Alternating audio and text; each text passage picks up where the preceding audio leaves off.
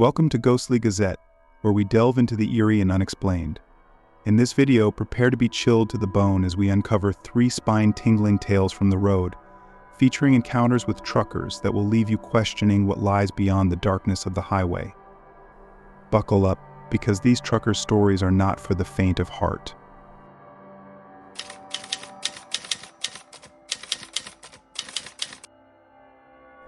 I was driving through Montana headed east, and my company had miscalculated my mileage, so I requested an emergency fuel up.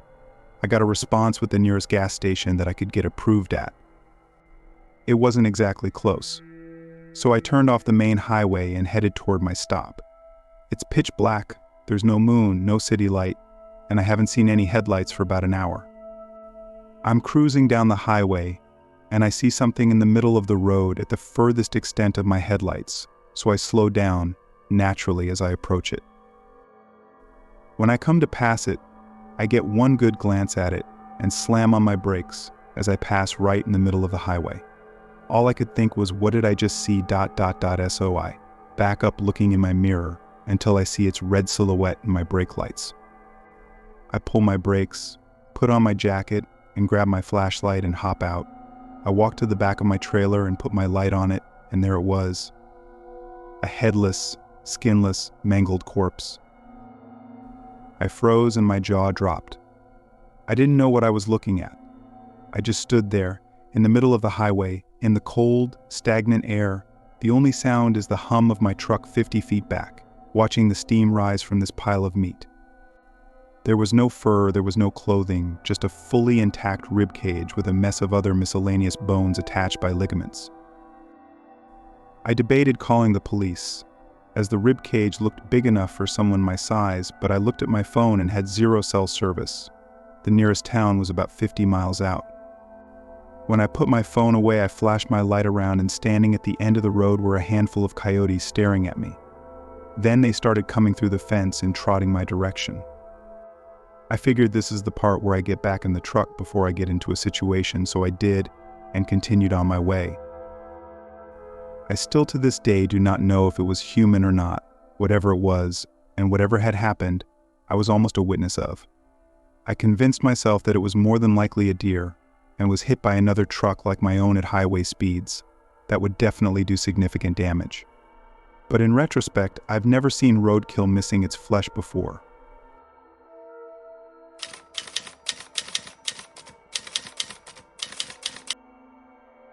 My most common run is Vancouver to San Francisco. It's an easy trip most of the time with very little challenge involved. I tend to prefer driving into the night because there's less traffic. Of course, driving around in the middle of nowhere during witching hour means I've seen my share of things. UFO, Bigfoot, the works man. But none of that stuff has ever scared me nearly as bad as the people you see walking along the shoulder of the road far from civilization. I noticed my first one on my junior run down south on the number 5. It was a lady in a blue summer dress, just strolling down the side of the highway underneath the full moon, not a care in the world. Now we were on a stretch that was miles and miles away from anything in either direction, and I was the first vehicle on the road that she'd likely seen since dusk. She didn't even look up to acknowledge me, though. Instead, she just kept on walking with a sort of vacant smile. I chalked it up to some hippie from the Oregon Trail hopped up on something from a nearby campsite and kept driving. But she was only the first. It's not every trip you spot them, but sometimes you see a few on a single go. It always struck me as strange because you never seem to see them during the day. Or maybe you do, but they don't stick out as much under the sun. Even so, once you know they're there, you'll start noticing the hell out of them whenever you're driving far from civilization in the dark. The other truckers call them moon wanders, but I prefer shoulder walkers since that's always where they are. Almost like trains on a track, they walk that little white line to wherever they're going. They're different shapes and sizes too. Men, women, tall, fat, ugly, pretty. Just folks like you'd see anywhere. Sure, they're creepy, but for a long time I didn't pay them any mind beyond noticing them on occasion in the split second that they were visible as I cruised past. But one night a few months ago, I passed by what looked like an old lady. She was in a hospital gown and looked just like someone on death row. Sunken, given up on life sort of eyes, frizzy white hair, and pale skin. She was smiling just like her grandkids had called her name. Her pace was a slow shuffle along the shoulder, and just looking at her I could imagine the sound of her hospital slippers running just over top the gravelly road. I wanted to keep driving because, well, to be honest, she gave me the willies. But hell, she reminded me of my own sweet grandma, God rest her soul. So I brought my rig to a slow stop, and collecting up the flashlight I keep in my glove box, stepped out of the cab.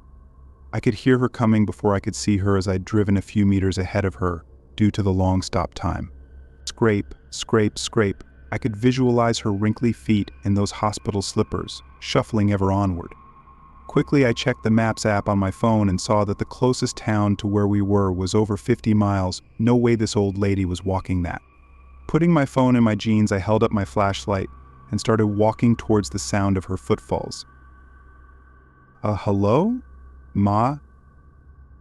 Am I called out, hoping that she would speak up? No such luck, just more scraping. My hairs were on edge now as I waited for her to enter into the dim light of my flashlight. I nearly cried out as the ghostly appearance came into view, not because anything was different from before, just because she looked so much more sickly up close. Ma, are you okay? You're in the middle of nowhere. Well, I know she didn't say nothing, just kept smiling and moving steadily forward. Now my heart was beating hard. She's just senile. Senile, and she needs my help, I thought out loud. But my feet were frozen in place. They were going back to the truck, or they weren't moving at all.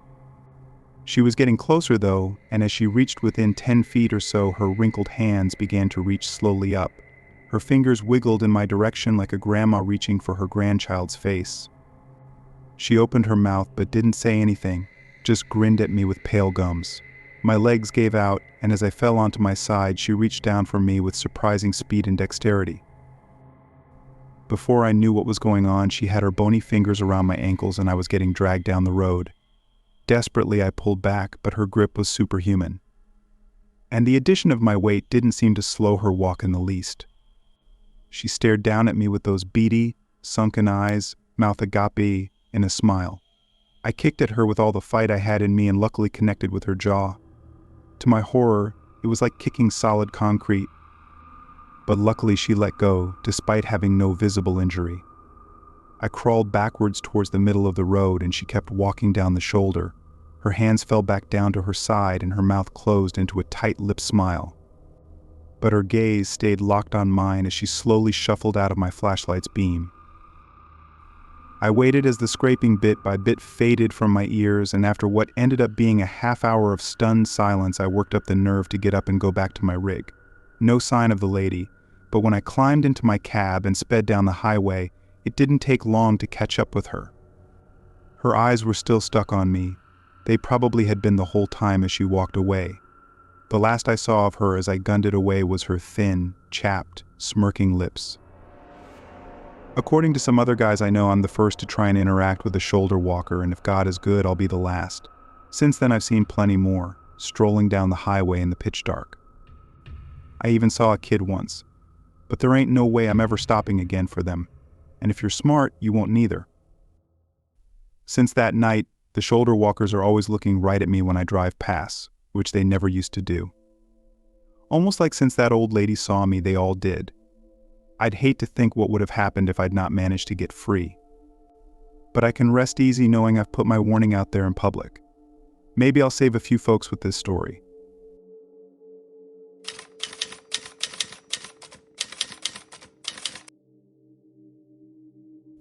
I was driving for Costco a few years back.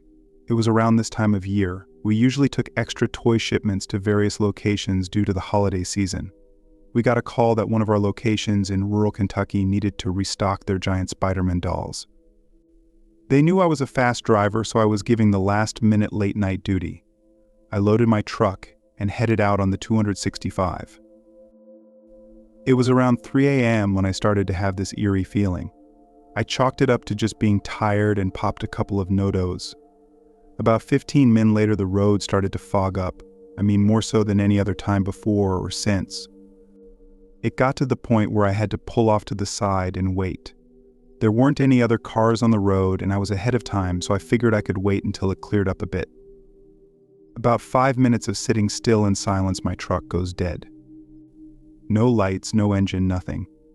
I try my CB, but cannot get anyone on.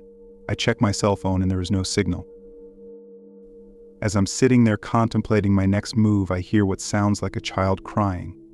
It slowly morphed into a woman crying. Or at least that's what it sounded like to me. Now I'm a big man, 6'3", 250 pounds, but I refused to exit my cab. I did roll down my window and asked if anybody needed help.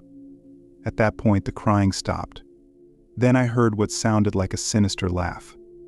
At that point, I felt like the laughter was directed at me.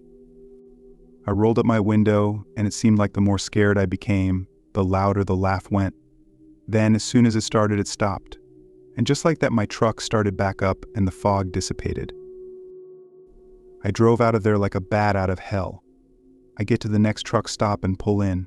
I run to the bathroom and pour water on my face and ask myself, did that really just happen? Thanks for joining us on this hair-raising journey through the world of trucker tales. Don't forget to hit that subscribe button and ring the notification bell to stay updated on all things eerie here at Ghostly Gazette. Until next time, remember the road may stretch endlessly, but the mysteries it holds are boundless. Stay safe out there, and may the spirits guide your way.